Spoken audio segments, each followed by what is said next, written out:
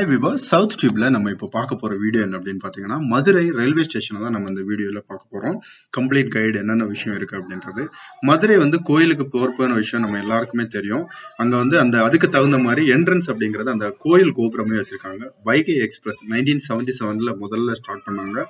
ரொம்ப ஃபேமஸான ஒரு ட்ரெயின் அப்படின்னு சொல்லலாம் நம்ம தமிழ்நாட்டுல.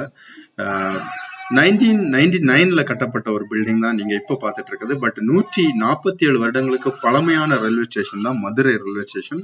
ஏன்னா தமிழ்நாட்டுல மதுரை அப்படின்றதுதான் ஒரு காலகட்டத்துல சிட்டியா ரொம்ப பிரம்மாண்டமா இருந்திருக்கு. அதுக்கப்புறம் நிறைய விஷயங்கள் மாறி இருக்கு.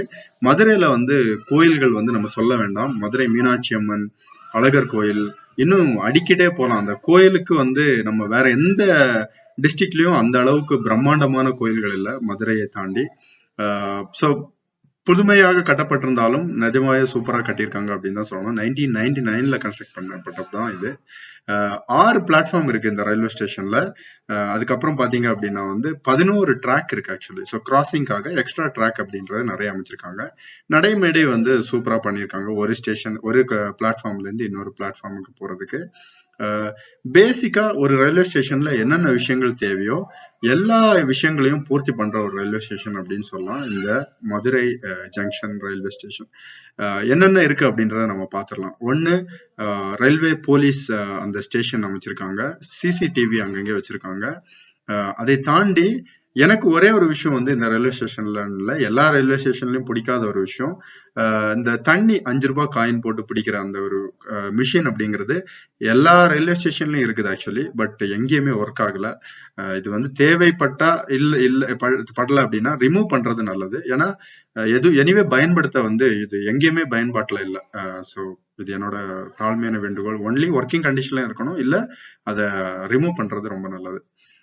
ஏசி வெயிட்டிங் ஹால், அதுக்கப்புறம் தனி அறை, அந்த மாதிரி லிஃப்ட் ஃபெசிலிட்டி, சார்ஜிங் ஏரியா, அப்புறம் ஸ்நாக்ஸுக்கு உள்ள நிறைய ஷாப்ஸ், ஸ்மால் ஷாப்ஸ், சின்ன சின்ன ரெஸ்டாரண்ட்.